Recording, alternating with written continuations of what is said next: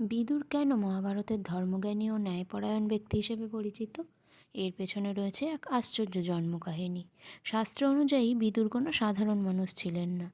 তিনি ছিলেন স্বয়ং ধর্মরাজের মানব জন্ম।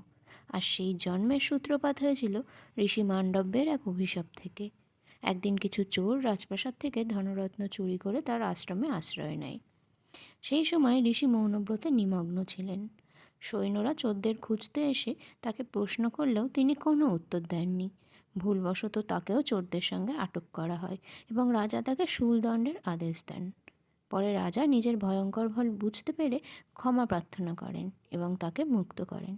কিন্তু শূলের একটি অংশ তার শরীরেই থেকে যায়। সেই থেকে তিনি অনিমান্ডব্য নামে পরিচিত হন।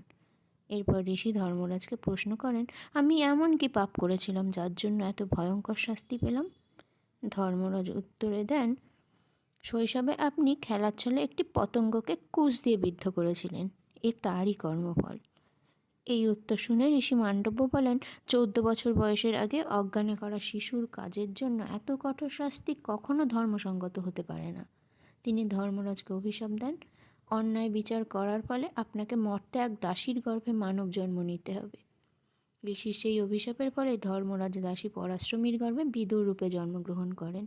দাসীপুত্র হওয়ায় তৎকালীন রাজধর্ম অনুযায়ী সিংহাসনের অধিকার পাননি, অথচ জ্ঞান, প্রজ্ঞা, ন্যায়বোধ ও দূরদর্শিতায় তিনি ছিলেন শ্রেষ্ঠ। তিনি ছিলেন হস্তিনাপুরের বিবেক। বারবার ধৃতরাষ্ট্রকে ধর্মের পথ দেখিয়েছেন, পাণ্ডবদের রক্ষা করেছেন, অন্যায়ের বিরুদ্ধে নির্ভয়ে সত্যের পক্ষে দাঁড়িয়েছেন। বিদুরের জীবন আমাদের শেখায়, মহান হওয়ার জন্য রাজমুকুটের প্রয়োজন হয় না। মানুষের প্রকৃত পরিচয় তার জন্মে নয়, তার চরিত্র, প্রজ্ঞা এবং ধর্মের প্রতি অবিচল নিষ্ঠায়।